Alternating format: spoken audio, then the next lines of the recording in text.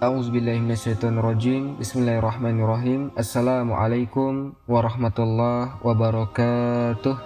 Alhamdulillahi wahda, wassalatu wassalamu ala rasulillah. Sahabat Ferry Channel rahimakumullah. Pada hari ini teman-teman sekalian, kita akan membahas 4 kaum yang Allah binasakan. Dan kita akan masuk pada ayat ke-6 dari surah Al-Fajr.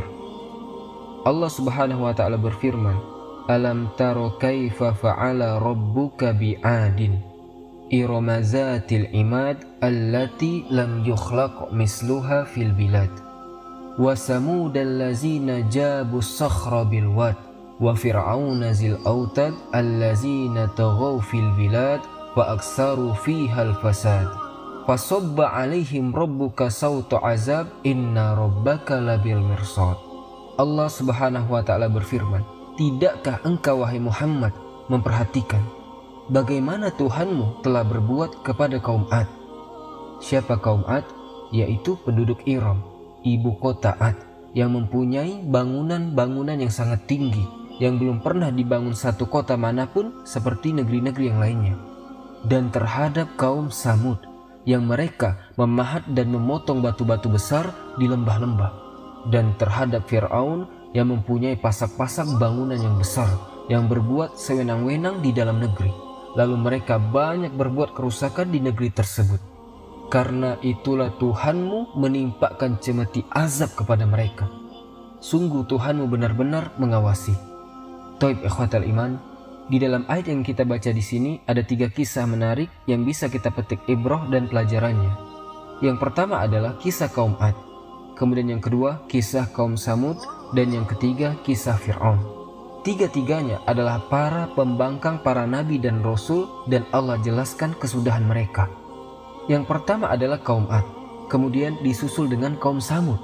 Ulama mengatakan bahwa kaum Ad dan Samud itu sebelum lahirnya Nabiullah Ibrahim alaihi salatu wassalam. Lah kaum Ad dan Samud ini yang diutus kepada mereka Nabi Arab. Makanya orang-orang Arab sangat faham dengan kisah mereka. Apabila Nabi SAW memberikan peringatan kepada orang-orang musyrik Quraisy, maka Nabi SAW mengingatkan soal 2 kaum ini, kaum Ad dan kaum Samud. Karena 2 kaum ini yang dihafal ceritanya oleh mereka, turun-temurun. Adapun kaum-kaum yang lain dari para Nabi Bani Israel, orang Arab tidak tahu. Karena Nabi SAW mengisyaratkan bahwa Nabi-Nabi Arab itu hanya ada 4 saja. Pertama Nabi Hud diutus kepada kaum Ad dan kita akan ceritakan. Yang kedua Nabiullah Saleh diutus kepada kaum Samud atau Ad kedua. Yang ketiga Nabiullah Shu'aib yang diutus kepada Madian. Dan yang terakhir Nabi kita Muhammad SAW. Ikhwatal iman yang dimuliakan Allah subhanahu wa ta'ala, kaum Ad dan kaum Samud ini keduanya kaum yang sama jenisnya. Artinya mereka diberikan banyak kenikmatan yang nanti saya akan sebutkan. Dan mereka kaum yang tidak pernah diciptakan sebelumnya, memiliki badan-badan yang sangat besar, melebihi besarnya kaum Nuh sendiri. Padahal Nuh itu duluan, baru setelah itu Nabiullah Hud diutus kepada Ad, Nabiullah Saleh diutus kepada Samud. Tetapi fisik mereka melampaui fisiknya kaum Nuh. Makanya nanti Allah katakan fazadahum basta, fisik mereka itu besar-besar. Bahkan dalam kisah Israiliyat, karena fisik mereka besar, sehingga kalau mereka menyerang sebuah kaum, tidak perlu banyak-banyak kirim pasukan, cukup 2-3 orang saja, itu sudah bisa menghancurkan sebuah kabilah. Karena mereka diberikan kekuatan, yang itu harusnya disyukuri, tetapi mereka kufur. Bagaimana kisahnya? Akan kita urut. Ikhwatal iman yang dimuliakan Allah subhanahu wa ta'ala. Kita mulai dari kisah Nuh alaihissalam sedikit. Ketika era Nabiullah Nuh alaihissalatu wassalam, dan terjadi taufan yang merupakan azab kepada kaum Nabi Nuh karena mereka melakukan kesyirikan dan mereka menyembah berhala-berhala yang ma'ruf menurut orang-orang Arab. Allah mengatakan, La tazarunna waddan wala suwa'an wala yaghusa wa ya'uqa wa nasra. Jangan kalian tinggalkan Wad, Yaghus, Ya'uq, Suwad dan Nasr. Ini amanatnya para pembesar kaum Nuh. Ketika Nuh berusaha untuk memalingkan sesembahan-sesembahan itu ke dalam tauhid, ketika kemudian Nuh berdakwah siang dan malam, bahkan Nuh itu berdakwah selama 950 tahun.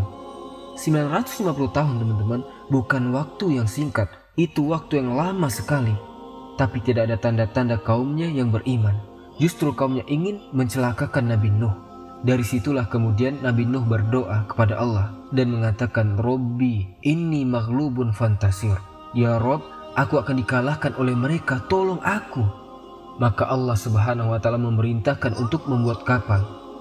Singkat cerita, akhirnya ketika azab Allah Subhanahu wa Ta'ala mau turun, maka Nuh diperintahkan untuk masuk ke dalam kapal membawa 3 putranya dan beberapa orang yang beriman, serta beberapa binatang berpasang-pasangan. Maka datanglah banjir yang sangat besar, perpaduan hujan dan air yang muncrat dari bumi. Dari atas langit air itu ditumpahkan, dari bawah semua keluar air, hingga satu permukaan bumi itu tenggelam.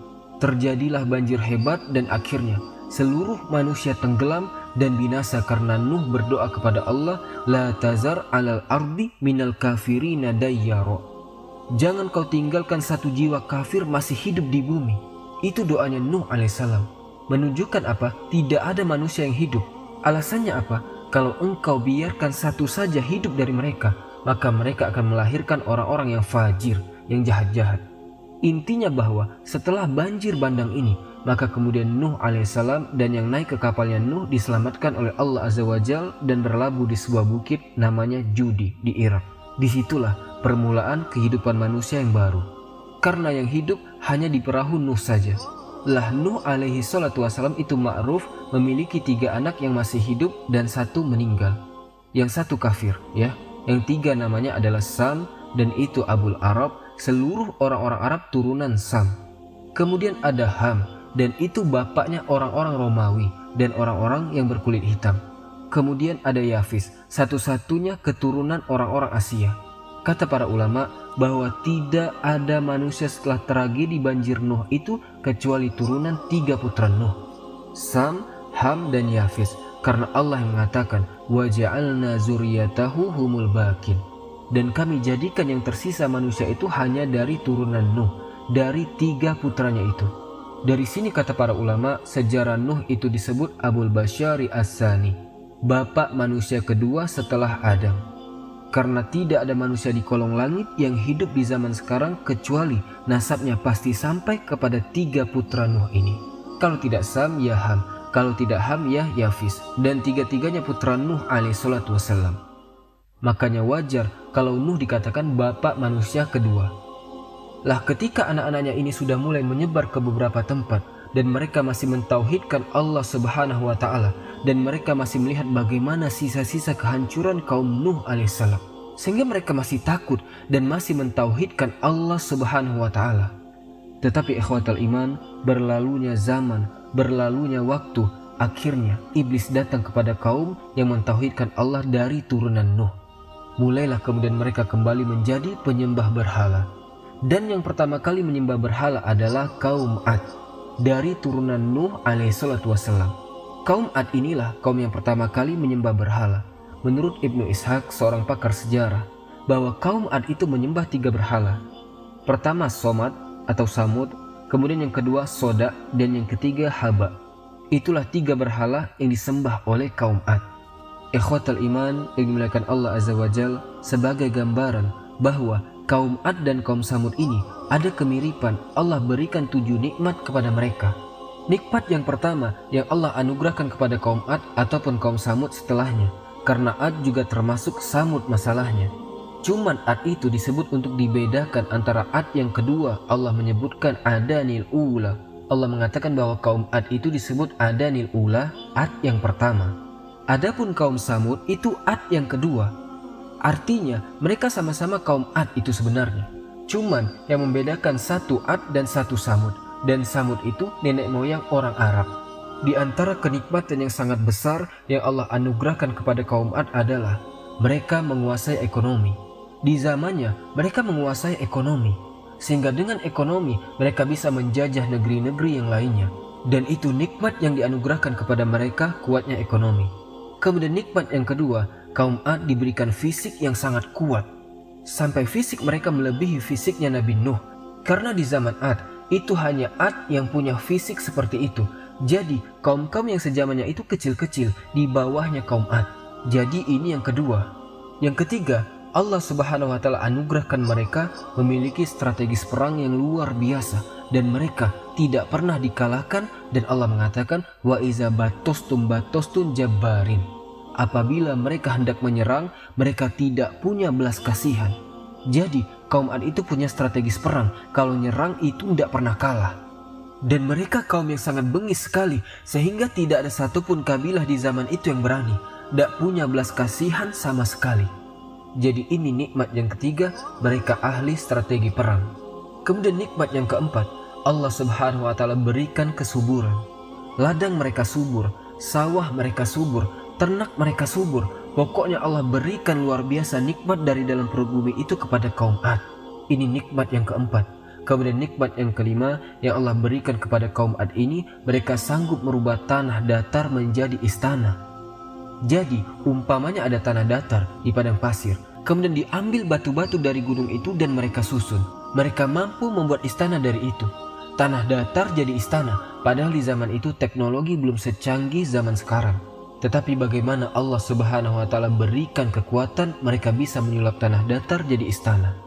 Bahkan nikmat yang keenam yang luar biasa lagi, bukit-bukit itu dipahat sama mereka jadi istana. Bayangkan, mereka memiliki seni tingkat tinggi kaum Ad, tapi mereka pahat gunung jadi istana, jadi rumah-rumah bukan untuk mereka tempati, hanya untuk kebanggaan dan kesombongan saja.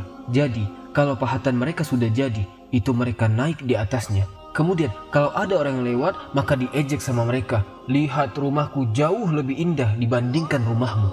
Jadi tujuan mereka hanya untuk ejek-ejekan, hanya untuk kesombongan saja. Kemudian yang terakhir, nikmat yang paling besar dari 6 nikmat itu, yaitu diutus kepada mereka seorang nabi. Ini tidak ada nikmat melebihi diutus seorang nabi. Siapa yang diutus? Nabi Hud alaihi salatu wassalam. Hud diutus kepada kaum Ad. Beberapa ayat Al-Quran tentang kisah kaum Ad ini di dalam surah Al-A'raf ayat ke-69. Allah Subhanahu wa taala mengatakan, "Awa ajibtum an ja'akum dzikrum mir rabbikum ala rajulin minkum liyunzirukum." Dan herankah kalian bahwa ada peringatan yang datang dari Tuhan kalian melalui seorang laki-laki dari kalangan kalian sendiri untuk memberikan peringatan kepada kalian. Jadi Allah Subhanahu wa taala utus Hud kepada mereka. Kenapa kalian heran? Makanya dalam ayat yang lain Allah mengatakan wa ila adin akhakum huddan. Dan kepada kaum Ad Allah utus saudara mereka. Siapa? Nabiullah Hud alaihi salam. Kenapa Allah bahasakan saudara? Karena Hud alaihi salatu wassalam itu hidup di tengah-tengah mereka. Jadi kaum Ad itu tahu siapa Hud, mulai dari oroknya sampai kemudian besarnya, sampai kemudian dewasanya, sampai diangkat jadi nabi. Mereka tahu siapa Hud, dan Allah sudah persiapkan memang. Karena Allah Subhanahu wa taala kalau mengutus seorang nabi dan rasul itu dicomot dari kaumnya, dari daerah kalian sendiri. Jadi mereka sudah faham siapa Hud itu sebenarnya. Kemudian yang mana kita tahu fitrah dakwah seorang nabi itu yang pertama didakwahkan adalah dakwah tauhid. Tapi sebenarnya Hud alaihissalatu wassalam berusaha untuk mengingatkan nikmat. Pentingnya kita diingatkan nikmat supaya jangan kufur. Makanya kemudian Allah mengatakan wazkuru iz ja'alakum khulafa min ba'di qaumi nuhin wa zadakum fil khalqi bastah wazkuru ala Allah la'allakum tuflihun. Kata Hud kepada kaum Ad, ingatlah ketika dia menjadikan kalian sebagai pengganti kaum Nuh. Kalian ini pewaris kaum Nuh, dan Allah Subhanahu wa taala telah lebihkan kalian dalam kekuatan tubuh dan perawakan kalian. Maka ingatlah nikmat-nikmat yang Allah anugerahkan kepada kalian supaya kalian beruntung. Jadi kaum Hud ini diingatkan oleh Nabiullah Hud supaya jangan lupa nikmat. Allah sudah berikan ekonomi yang baik, Allah sudah berikan tanah yang subur, Allah sudah berikan fisik yang kuat. Kalian bisa ditakuti oleh bangsa-bangsa yang lainnya. Maka syukurnya cuma satu, tauhidkan Allah. Tinggalkan Haba, tinggalkan Samud, tinggalkan Soda. Patung-patung kalian itu tidak ada gunanya. Karena itu bentuk kekufuran nikmat. Jadi Hud mengajak mereka kepada tauhid. Ani budullaha wattaqu, sembahlah Allah dan bertakwalah kepada Allah azza wajalla. Dan begitulah dakwah para nabi dimulai dari tauhid. Bendera dakwah para nabi itu dimulai dari tauhid. Dan itu Allah Subhanahu wa taala katakan walaqad ba'asna fi kulli ummatir rasulan ani budullahi wajatanibu tauhid. Dan sungguh kami utus pada tiap-tiap umat seorang rasul utusan. Tugas mereka hanyalah meneriakkan sembahlah Allah, tauhid, dan jauhi sesembahan selain Allah alias tauhid. Kemudian Allah Subhanahu wa taala ingatkan lagi dari lisannya Hud kepada kaum Ad itu. Atabnuna bi kulli ri'in ayatan ta'basun wa tattakhizuna masani'a la'allakum takhludun. Apakah kalian mendirikan pada tiap-tiap tanah yang tinggi bangunan-bangunan yang berfungsi sebagai tanda-tanda bagi orang-orang yang lewat untuk bermain-main? Kemudian di tempat-tempat tersebut kalian hanya untuk olok-olokan orang yang lewat, dan kalian membuat benteng-benteng, yakni penampungan-penampungan air di bawah tanah. Maksudnya seolah-olah kalian merasa akan dikekalkan selamanya. Jadi keyakinan kaum Ad juga, mereka sama sekali tidak yakin tentang kehidupan akhirat. Mereka merasa mereka itu akan hidup selamanya. Makanya mereka membuat tampungan-tampungan di bawah rumah itu air, seolah-olah mereka tidak akan pernah mati. Bahkan celakanya, mereka memiliki pemahaman dahriyah. Kalaupun mereka itu mati, yang menjadikan mati itu hanya waktu yang berjalan saja.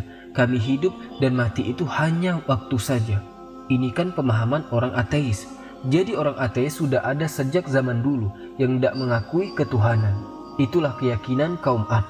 Dan mereka berusaha untuk mengejek Nabi Hud alaihissalam.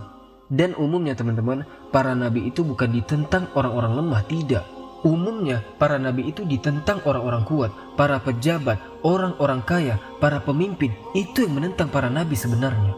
Bayangkan, Allah mengatakan di sini, qolal mala'ul ladzina kafaru min qaumihi. Pemuka-pemuka orang-orang kafir dari kaumnya berkata, Inna lana roka fi safahatin wa inna lana zunnaka minal kazibin. Pemuka-pemuka yang kafir dari kaumnya berkata, sesungguhnya kami benar-benar memandang kamu dalam keadaan kurang akal, dan sesungguhnya kami menganggap kamu termasuk orang-orang yang berdusta. Maka Hud mengatakan dengan lembut. Apa kata Hud? Wahai kaumku, aku tidak gila, aku waras. Akan tetapi Allah mengutusku menjadi nabi kalian, menjadi rasul kalian yang membawa amanah dari Allah Subhanahu wa taala. Uballighukum risalatir rabbi wa ana lakum nasihun amin. Aku hanya menyampaikan amanah Tuhanku kepada kalian saja, dan aku adalah pemberi nasihat yang amanah yang Allah tunjuk untuk mendakwahi kalian. Ikhwatal iman yang dimuliakan Allah Subhanahu wa taala. Intinya bahwa Hud alaihissalam terus mendakwahi kaumnya dan para pembesarnya, tetapi Allah Subhanahu wa taala takdirkan memang kaum Ad itu mendustakan para nabinya. Makanya Allah mengatakan kazzabat adun al-mursalin, telah mendustakan kaum Ad para rasul. Makanya ketika kemudian mungkin mereka sudah lelah, sudah bosan dengan ucapan-ucapan Hud ini, kemudian mereka mengatakan, ya Hud, engkau tidak mendatangkan satu bukti yang nyata kepada kami kalau engkau seorang nabi. Engkau hanya manusia biasa. Kami makan, kau makan. Kami jalan, kau berjalan. Dan kami tidak akan pernah meninggalkan Tuhan-Tuhan kami gara-gara ucapanmu. Dan kami selamanya tidak akan beriman. Kata kuncinya langsung mereka keluarkan, tidak akan beriman. Kemudian mereka mengatakan, inna kulu ila taroka ba'du alihatina bisu. Kami hanya mengatakan bahwa sebagian sesembahan kami telah menimpakan penyakit gila kepada kamu. Boleh jadi engkau ini wahai Hud kualat dengan sesembahan kami. Itu kata mereka. Maka kemudian mereka mengatakan, la in atu'tum basyaron mislakum innakum izan la khosirun. Sesungguhnya jika kamu sekalian mentaati manusia yang seperti kamu, niscaya kamu benar-benar menjadi orang-orang yang merugi. Aya'idukum annakum iza mittum wa kuntum turaba wa izoman annakum mukhrajun. Apakah jika ia menjanjikan kepada kalian bahwa bila kalian telah mati dan telah menjadi tanah dan tulang belulang, kalian sungguh akan dikeluarkan dari kuburan kalian? Hayhata lima tu'adun. Jauh sekali kebenarannya. Mustahil apa yang diancamkan kepada kalian itu. Nah, di sini mereka sudah mulai menentang, dan yang lebih parah lagi, mereka nantangnya apa? Mereka minta didatangkan azab dari Allah Subhanahu wa taala. Tapi begini teman-teman, mukjizat Nabi Hud itu luar biasa. Hud itu diberikan mukjizat oleh Allah. Mukjizatnya tawakal yang kuat. Coba bayangkan, kaum Ad itu kan besar-besar. Kemudian tentaranya kuat-kuat. Kalau menghancurkan kaum sebentar saja, tapi mereka tidak bisa menyentuh Hud. Bahkan Hud alaihi salatu wassalam sampai kemudian mengatakan, min dunihi fakiduni jami'an la tunzirun. Katanya Hud, kalau kalian tidak suka denganku, kata Hud, kumpulkan kaum Ad semuanya, serang aku sekarang. Jangan ditunggu-tunggu waktunya. Lihat, nantang Hud ini. Kenapa dengan begitu percaya Hud kalau mereka ini tidak akan bisa menyentuh Hud? Karena Hud mengatakan, inni tawakkaltu 'alallah rabbi wa rabbukum ma min dabbatin illa huwa akhzum binasiyatiha inna rabbi 'ala siratim mustaqim. Sesungguhnya aku bertawakal kepada Allah Tuhanku dan Tuhan kalian. Tidak ada satupun makhluk bergerak yang bernyawa, melainkan dialah yang memegang ubun-ubunnya. Sungguh Tuhanku di jalan yang lurus lagi adil. Jadi Hud ini sangat berani. Bayangkan saja kaum Ad besar-besar dan kuat, tapi Hud berani menantang mereka. Karena memang kaum Ad itu tidak bisa menyerang Hud alaihissalam, menyentuh kulitnya pun tidak bisa. Akhirnya kemudian mereka pun mengatakan kepada Hud alaihissalam, kami semua tidak akan beriman kepadamu. Kami tidak akan beriman. Terserah engkau mau ngoceh seperti apapun, kami tidak peduli. Kalau engkau seorang nabi, kata mereka, fa'tina bima ta'iduna in kunta minas shodiqin. Buktikan ancamanmu sekarang. Mana azab Allah? Timpakan sekarang kepada kami, katanya kaum Ad. Lihat, jadi mereka mulai menentang Allah. Oh, bahaya kalau sudah menentang Allah. Ketika mereka sudah ngomong seperti itu, maka apa yang terjadi? Akhirnya Allah kirim paceklik yang berkepanjangan. Ada yang mengatakan 3 tahun tidak turun hujan sehingga tanah menjadi kering kerontang. Tidak ada yang tumbuh satu tumbuhan pun. Binatang-binatang pada mati. Manusia sudah mulai kelaparan. Nikmat Allah sudah dicabut karena mereka kufur kepada Allah Azza wa Jalla. Kebiasaan kaum Ad, kalau ada musibah maka mereka akan mengutus 70 orang pilihan dari orang-orang berakal mereka. Kemana? Ke Haram. Karena Ad itu posisinya di Ahqaf. Ahqaf itu gunung pasir, disebut Ahqaf namanya. Di dalam Al-Quran Allah jadikan 2 nama surah. Hud Allah jadikan nama suratul Hud. Kemudian Ahqaf Allah jadikan nama surah juga surat Al-Ahqaf. Jadi dua-duanya jadi nama surat. Kalau Ahqaf itu artinya gunung pasir, letaknya antara Hadramaut dan Oman. Tengah-tengahnya itu Ahqaf. Disitulah kaum Ad tinggal. Artinya kan masih dekat dengan Haram, Yaman. Yaman kan dekat. Jadi mereka ini, orang-orang pilihan ini berangkat dari Ahqaf menuju Haram, tanah Haram menuju Ka'bah, menuju tanah suci. Maksudnya Haram itu, waktu itu memang sudah jadi tanah suci, karena yang membangun pertama kali Ka'bah adalah malaikat. Kemudian setelah itu, Adam alaihissalam kemudian hilang, baru kemudian diperbarui oleh Ibrahim alaihissalam. Jadi 70 orang-orang pilihan ini ke Haram untuk berdoa. Cuman masalahnya, sampai di Haram mabuk pula mereka, berzina mereka, joget-joget, disuruh sama kaumnya suruh berdoa, sampai di Haram malah mabuk. Akhirnya diingatkan sesama mereka, kita ini diutus untuk berdoa di sini, kenapa kita mabuk, berzina di sini? Akhirnya mereka sadar, ketika mereka sadar, akhirnya mereka pun berdoa semuanya di tanah Haram. Tiba-tiba ada suara di balik awan. Apa suaranya? Aku kabulkan keinginan kalian, kan ku kirim awan kepada kalian.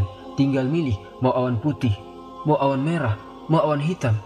Mereka berpikir, wah doa kita diijabah. Mereka suruh memilih, awan putih tidak mungkin kata mereka. Tidak mungkin awan putih ada hujan. Awan putih itu terang. Awan merah, wah sedikit banget airnya kata mereka. Awan hitam sajalah. Itu karena biasanya kalau sudah gelap, biasanya siang-siang tiba-tiba mendung. Itu mau hujan deras. Itu adalah prasangka mereka, maka mereka memilih awan hitam. Setelah itu, maka mereka pun pulang. Mereka pulang dengan bahagia karena mereka sudah dapat ilham. Pulanglah mereka ke negeri Ahqaf, pulang kampung, dan memberitahu orang kampungnya bahwa doa mereka sudah diijabah. Dan betul, Allah Subhanahu wa Ta'ala kirim awan kepada mereka. Dan itu Allah gambarkan dalam Al-Quran. Falamma ra'auhu 'aridum mustaqbila awdiyatihim. Maka ketika mereka melihat ada awan hitam yang menuju lembah-lembah mereka, ladang-ladang mereka, sawah-sawah mereka, mereka semua keluar. Mereka tidak faham kalau ini azab Allah telah datang. Jadi seluruh kaum Ad keluar dari rumah-rumah mereka, dari anak kecil, orang dewasa, laki-laki, perempuan, tua, muda, semua keluar. Mereka ingin merasakan hujan karena sudah 3 tahun tidak turun hujan. Mereka bernaung di awan itu. Setelah mereka bernaung di awan itu, apa yang terjadi? Qalu, mereka mengatakan, haza aridum mumtiruna. Mereka mengatakan inilah awan yang akan menurunkan hujan kepada kami. Dengan bangganya mereka bernyanyi-nyanyi, berteriak-teriak dengan penuh kebahagiaan. Inilah awan yang akan menurunkan hujan kepada kami. Maka Allah mengatakan kepada mereka, bal huwa mastajaltum bihi rihun fiha azabun alim. Maka Allah katakan kepada mereka, bahkan ini azab yang kalian minta disegerakan datangnya, yaitu angin yang mengandung azab yang sangat pedih bagi kalian. Rupanya awan hitam itu permulaan azab Allah. Mereka tidak faham. Akhirnya kemudian Allah katakan, tudammiru kulla say'in bi amri rabbiha fa asbahu la yura ila masakinuhum kadzalika najzil qaumal mujrimin. Yang menghancurkan segala sesuatu dengan perintah Tuhannya, sehingga mereka kaum Ad menjadi tidak tampak lagi di bumi kecuali hanya bekas-bekas tempat tinggal mereka. Demikianlah kami memberi balasan kepada kaum Ad, kaum yang sangat pendosa itu. Bagaimana azabnya kaum Ad? Allah Subhanahu wa Ta'ala ketika mengirim awan hitam itu, tiba-tiba angin muncul dari langit. Angin puting beliung muncul dari langit ke bumi. Kemudian angin itu membawa semua yang ada di bumi naik ke langit. Semua kaum Ad itu kan sudah keluar semua tuh. Mereka berada di bawah awan itu, tidak ada satupun yang di rumah itu, karena semua keluar.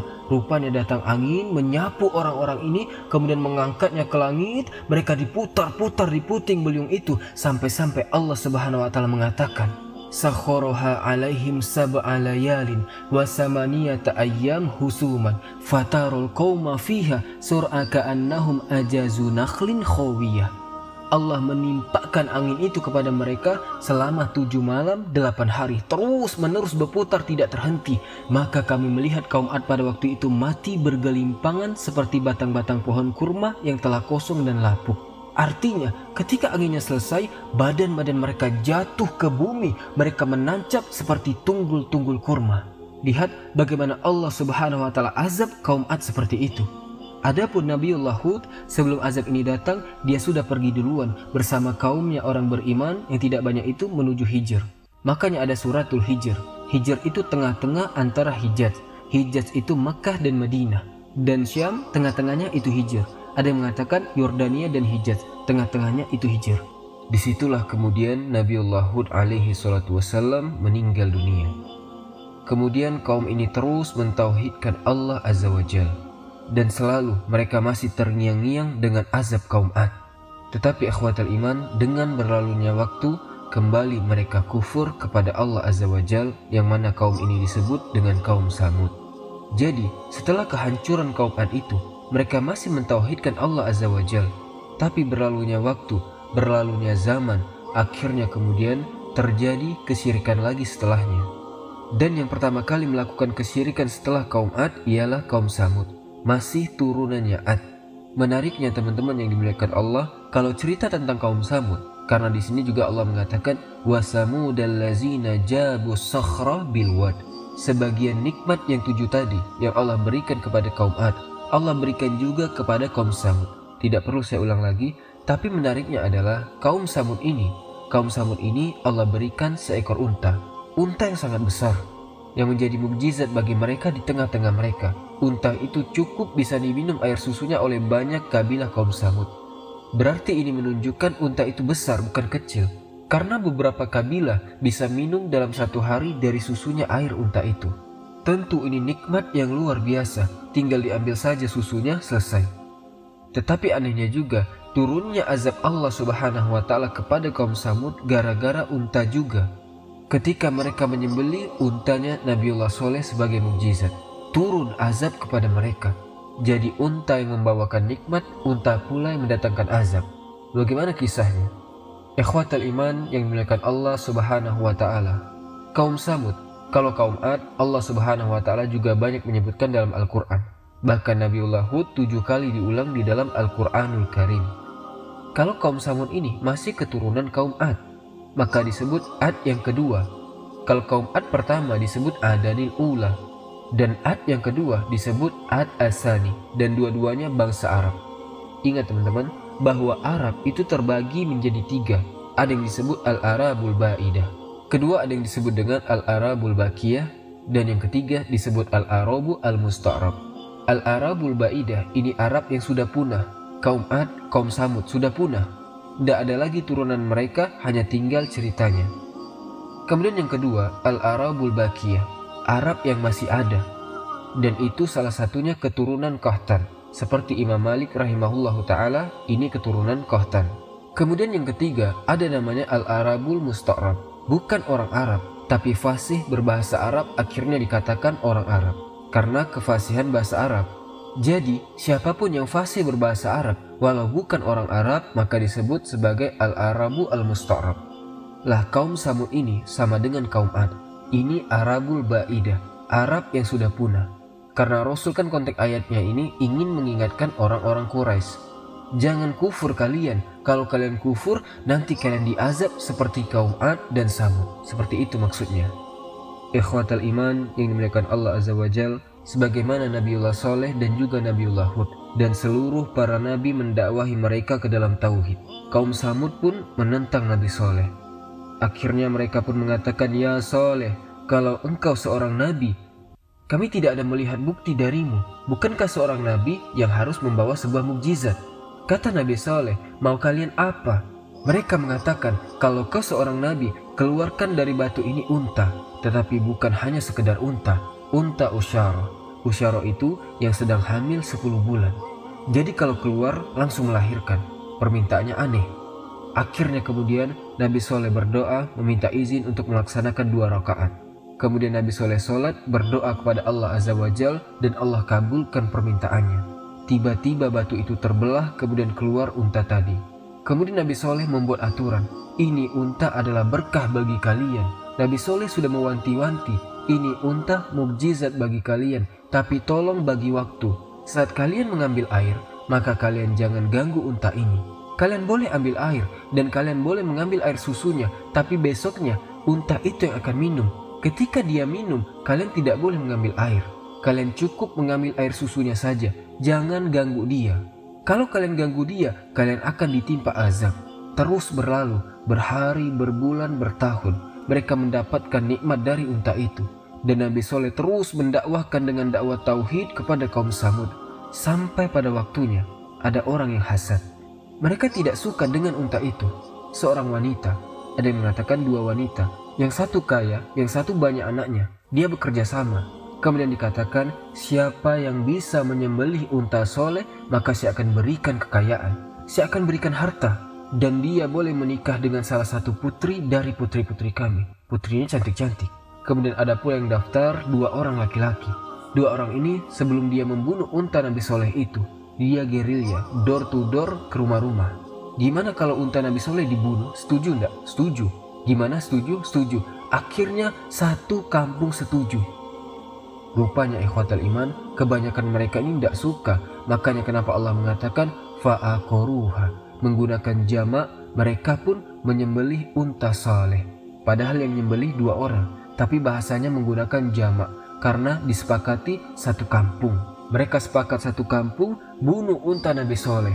Akhirnya unta Nabi Soleh dieksekusi sama mereka, kemudian dikuliti dan dimakan dagingnya. Padahal Nabi Soleh sudah mengingatkan mereka, jangan disembelih, kalau disembelih maka akan datang azab kepada kalian. Karena sudah mereka sembelih, maka datanglah azab kepada mereka. Apa azabnya? Nabi Soleh mengatakan 3 hari akan datang azab kepada kalian kalau kalian tidak bertaubat. Rupanya 3 hari ini justru mereka merencanakan pembunuhan. Bukan hanya telah membunuh unta, Nabi Soleh pun mau mereka bunuh. Maka di hari pertama wajah mereka tiba-tiba memerah. Hari kedua wajah mereka memutih. Hari ketiga kemudian muka mereka menghitam. Hari keempat Jibril turun. Kemudian Jibril berteriak sekali teriakan, sehingga teriakan Jibril mengeluarkan setiap jiwa yang ada di raga manusia. Ruhnya melesat seketika hingga semuanya mati.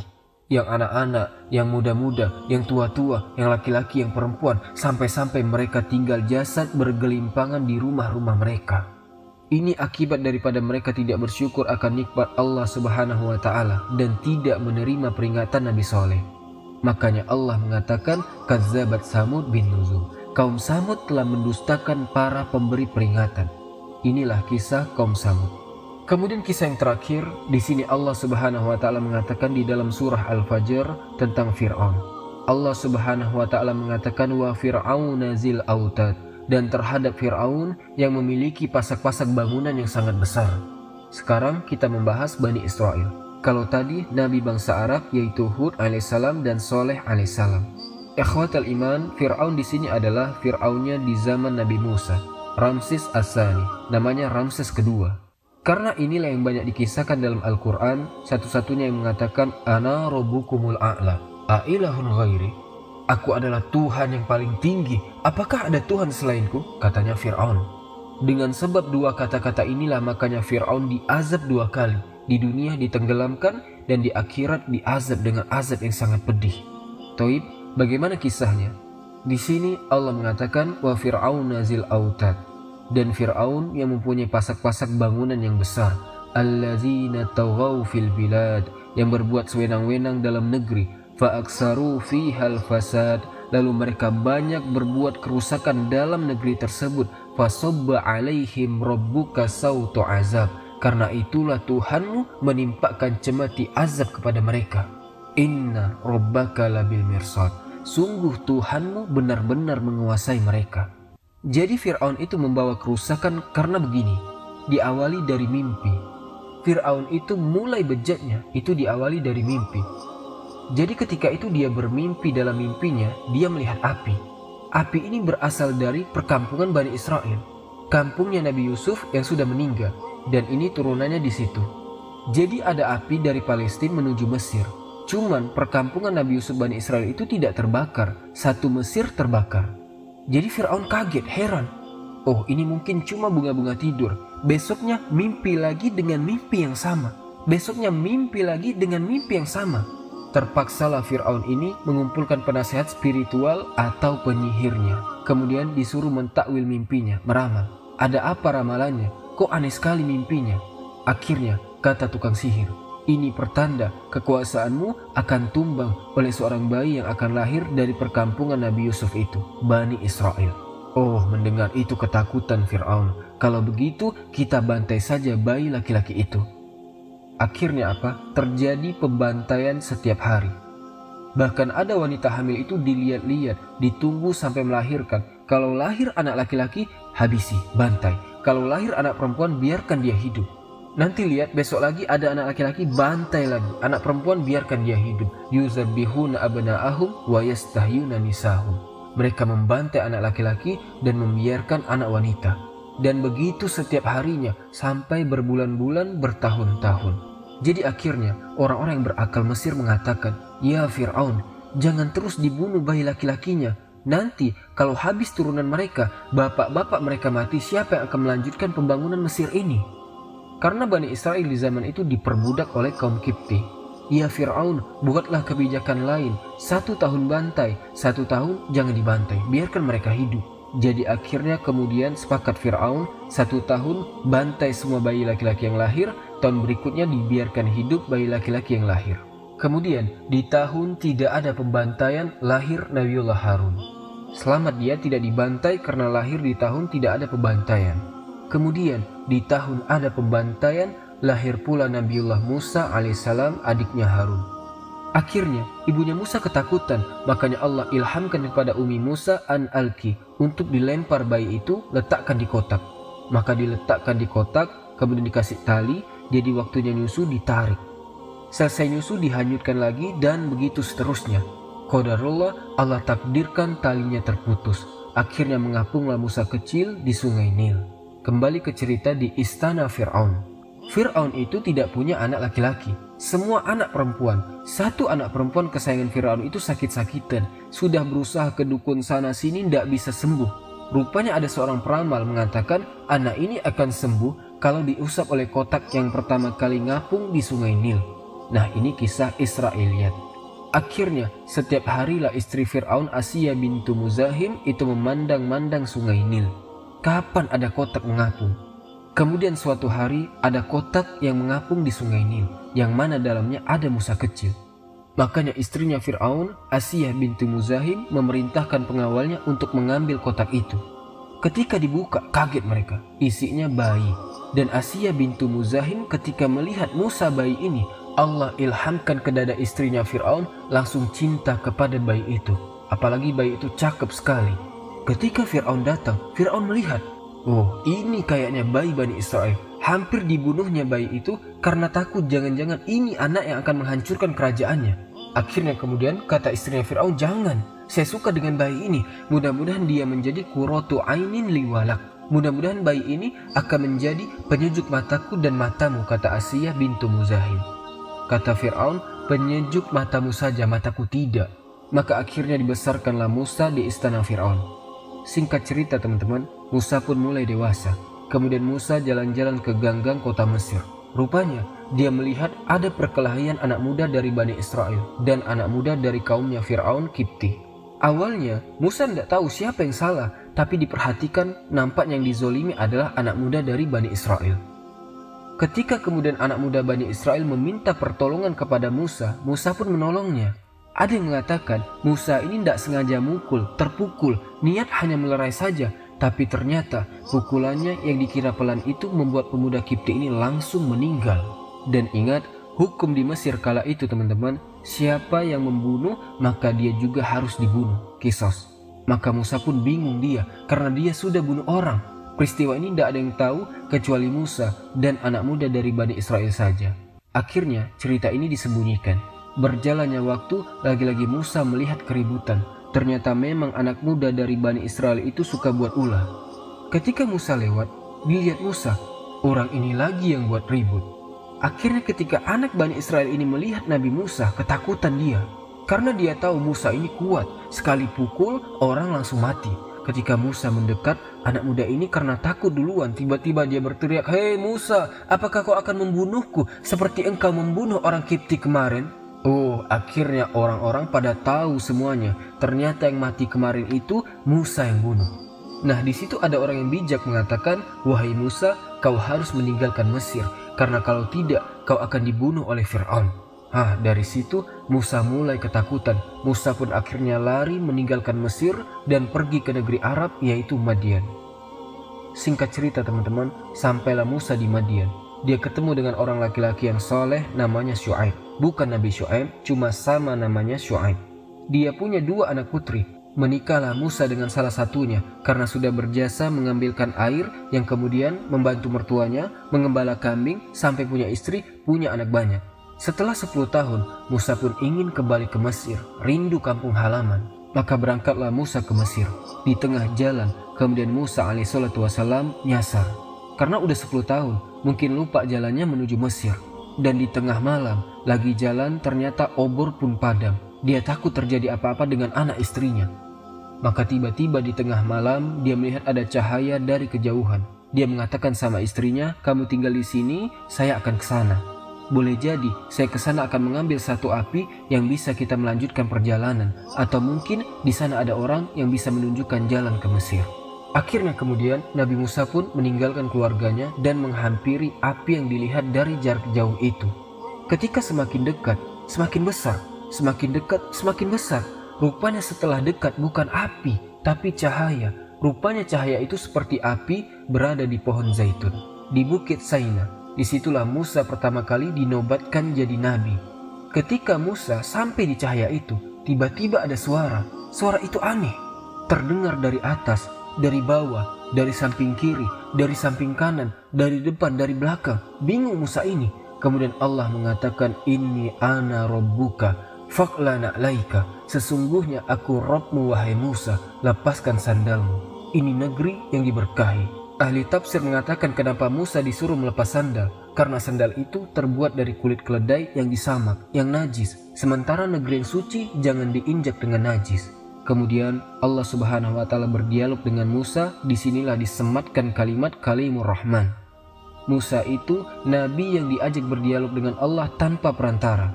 Lah Musa itu kan kemana-mana membawa tongkat. Jadi Allah Subhanahu wa taala kemudian di balik cahaya itu mengatakan, "Wa ma tilka biyaminika ya Musa." Dan apakah yang ada di tangan kananmu wahai Musa? Kata Musa, "Hiya asaya." Ini tongkatku ya Rabb. Atawakka'u fih. Aku bertumpu padanya. Ahussu biha ala ghanami. Terkadang aku gunakan untuk menggiring kambingku. Ma'aribu ukhra. Atau yang lainnya. Kata Allah Subhanahu wa taala, "Qala alqiha ya Musa." Kalau begitu lemparkan tongkatmu wahai Musa. Maka dilemparlah tongkat itu, tiba-tiba jadi ular besar yang merayap dengan cepat. Musa kaget, langsung dia loncat ke belakang, tapi Allah mengatakan, "La takhaf." Jangan takut, khuzha wa la takhaf. Sekarang kau ambil lagi ular itu. Bingunglah Nabi Musa ini, bagaimana ngambilnya? Ini ular besar. Tetapi Allah mengatakan, khuzha wa la takhaf sanu'iduha siratahal ula. Ambil dan nanti kejadian seperti ini akan terulang lagi nanti. Akhirnya Musa pun mengambil ekornya, tiba-tiba ular itu jadi tongkat kembali. Yang lebih mengherankan Nabi Musa, karena kan Nabi Musa sedang mencari perapian untuk jalan di tengah malam kan. Kata Allah Subhanahu wa Ta'ala, masukkan tanganmu ke tengah-tengah bajumu. Maka Musa kemudian memasukkan tangannya ke bajunya, kemudian dikeluarkan, tiba-tiba bercahaya. Maka Musa semakin heran luar biasa. Berarti yakin yang dihadapannya berdialog adalah Allah Subhanahu wa Ta'ala. Maka setelah Allah berikan dua mukjizat besar berupa tongkat menjadi ular dan tangan yang bercahaya, maka Allah katakan kepada Musa, izhab ila fir'auna innahu tagha. Nanti kalau kau sampai di Mesir, pergi kau ke Fir'aun, dia raja zalim, dakwahi dia, ajak dia kepada tauhid. Akhirnya kemudian Musa pun sudah resmi jadi nabi, maka berangkatlah bersama keluarganya menuju Mesir. Masalahnya teman-teman, Musa ini ngomongnya pelat, dia tidak fasih. Lah karena dia tidak fasih, dia punya abang namanya Harun, fasih bicaranya. Maka dia Musa mengatakan, waj'al li waziran min ahli Haruna akhi. Ya Rob, aku punya abang, dia lebih fasih lisannya dibandingkan diriku, jadikan dia wazirku. Maksudnya, angkat dia jadi nabi. Jadi Nabi Harun diangkat jadi nabi itu karena permintaan Musa alaihissalatu wassalam. Maka Allah kabulkan permintaan Musa, Harun diangkat jadi nabi. Berangkatlah dua orang ini menuju istana Fir'aun. Sampai istana Fir'aun, diketuknya istana Fir'aun. Kata Fir'aun, siapa? Kata penjaga, Musa. Oh Musa, biarkan dia masuk. Karena Fir'aun kenal siapa Musa, anak angkatnya. Ketika sampai di istana, mulailah Musa dan juga Harun mendakwahi Fir'aun, mengajak kepada tauhid, kepada Allah Azza wa Jal. Akhirnya Fir'aun mengatakan, hei Musa, kau ini buronan. Kau sudah membunuh orang, kau belum dapat hukuman. 10 tahun kau menghilang. Kata Musa, ya Fir'aun, aku membunuh 1 jiwa pun itu tidak sengaja. Sedangkan jiwa yang kau bunuh, ribuan jiwa, siapa yang berhak dihukum? Katanya Musa. Akhirnya bantah-bantahan di situ. Terakhir Fir'aun mengatakan, hei Musa, kalau kau itu nabi, nabi itu bawa mukjizat. Sebutkan seperti apa mukjizatmu. Di sini Allah Subhanahu wa Ta'ala mengatakan, sanu'iduha siratahal ula. Ketika Musa berada di Bukit Tua itu, kisah ini akan terulang. Inilah pengulangan kedua kalinya. Maka Allah mengatakan, lemparkan tongkatmu di hadapan Fir'aun. Dilemparlah tongkat itu, langsung berubah jadi ular yang besar merayap dengan cepat. Subhanallah, Fir'aun ketakutan. Bagaimana mungkin seorang yang mengatakan ana rabbukumul a'la, saya Tuhan yang paling tinggi, takut sama ular? Mana logikanya? Berarti dia bukan Tuhan. Lebih takut lagi ketika Musa memasukkan tangannya, tiba-tiba bercahaya. Akhirnya Fir'aun mengatakan, wow, Musa 10 tahun ternyata belajar sihir. Dia bilang Nabi Musa penyihir. Jangan-jangan Musa ini penyihir, kata Fir'aun. Akhirnya Fir'aun karena tidak bisa membantah, ia sudah tahu Musa di atas kebenaran, tetapi yang namanya pemimpin kadang-kadang sombongnya luar biasa. Dia mengatakan, gini saja wahai Musa, bagaimana kau tanding dengan tukang-tukang sihirku? Tapi nanti di saat perayaan kerajaan, semua manusia akan hadir. Nah disitulah kau duel dengan tukang sihir kami, kata Fir'aun. Akhirnya Fir'aun pun selama menunggu perayaan itu, maka disayembarakan di semua daerah-daerah Mesir. Siapa tukang sihir yang mau mendaftar, datanglah. Akan terjadi pertunjukan melawan Musa. Maka dari daerah-daerah datang tukang-tukang sihir itu. Datang dukun-dukun dari mana-mana, sampai Imam Ibnu Katsir mengatakan jumlahnya 70.000 orang penyihir yang daftar. Bayangkan, 70.000 penyihir ingin melawan Nabi Musa. Singkat cerita, akhirnya kemudian duelah di situ Musa dengan tukang-tukang sihir Fir'aun dan disaksikan oleh ribuan rakyat Fir'aun.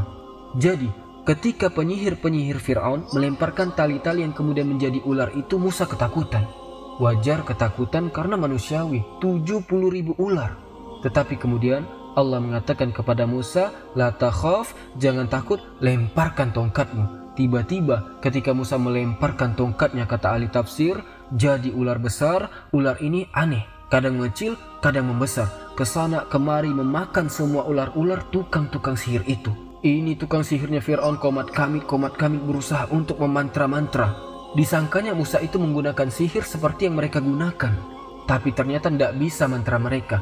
Kaget mereka, kata mereka, ini kekuatan yang luar biasa. Ini bukan sihir, ini maha dahsyat, kata mereka. Dari situlah akhirnya 70.000 tukang sihir sujud dan mereka mengatakan, kami beriman kepada Tuhannya Harun dan Musa. Taubat mereka. Oh, Fir'aun emosi, marah besar dia karena Fir'aun ini sudah menyediakan sebelum para dukun datang. Para dukun sudah mengatakan, apakah kami mendapatkan upah kalau kami mengalahkan Musa? Kata Fir'aun, kami sediakan upah. Bahkan engkau akan menjadi orang terdekat bagi kami, kata Fir'aun. Jadi Fir'aun itu sudah menyediakan segalanya. Tahu-tahu mereka membelot. Apa ndak emosi Fir'aun ini? Makanya Fir'aun mengatakan, amantum lahu qabla an azana lakum. Hei, berani-beraninya kalian beriman sebelum aku izinkan. Tapi mereka pun semua tidak ada yang murtad. Akhirnya mereka semua diikat, kemudian disalib dan dibunuh secara sadis oleh Fir'aun dan bala tentaranya. 70.000 tukang sihir yang bertaubat mati dibantai oleh Fir'aun. Kemudian Abdullah bin Abbas radhiyallahu anhu mengatakan, lihatlah penyihir-penyihir itu. Di pagi hari mereka penyihir yang jahat, namun di sore hari mereka menjadi para syuhada yang baik. Mereka masuk surga dibantai oleh Fir'aun, surga-surga Aden yang mengalir di bawahnya sungai-sungai. Mereka kekal di dalamnya. Singkat cerita, Musa pada waktu yang ditentukan membawa Bani Israel sebanyak-banyaknya untuk mengarah ke Palestina. Pergi malam-malam bersama Bani Israel yang sudah lemah-lemah karena mereka jadi budak Fir'aun.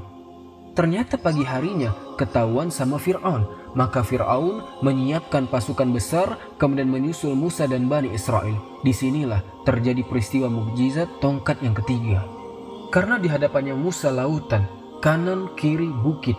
Di belakangnya tentara Fir'aun bersenjata lengkap yang siap menghabisi membantai mereka. Bani Israel ketakutan. Ya Musa, kita akan mati. Musa, kita akan tersusul. Bagaimana ini wahai Musa? Ribut Bani Israel. Musa dengan yakin mengatakan, qala kalla, sekali-kali tidak akan tersusul.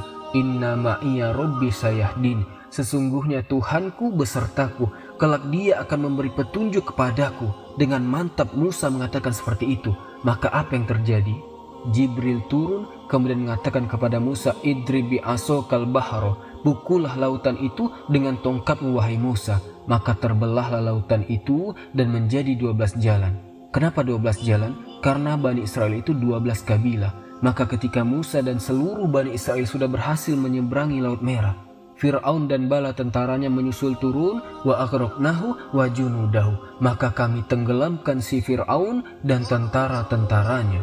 Kenapa? Karena Fir'aun pernah mengatakan, sesungguhnya seluruh air di Mesir itu di bawah telapak kakiku. Sekarang Allah azab dengan ditenggelamkan di air.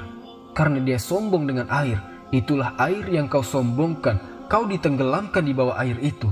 Begitulah Allah Subhanahu wa Ta'ala mengisahkan tentang kisah Fir'aun. Wallahu alam bisawab. Inilah 3 kisah yang tersebut dalam suratul Fajr. Semoga kisah ini bermanfaat buat teman-teman semua. Subhanakallahumma bihamdika asyhadu an la ilaha illa ant astaghfiruka wa atubu ilaik. Assalamualaikum warahmatullahi wabarakatuh.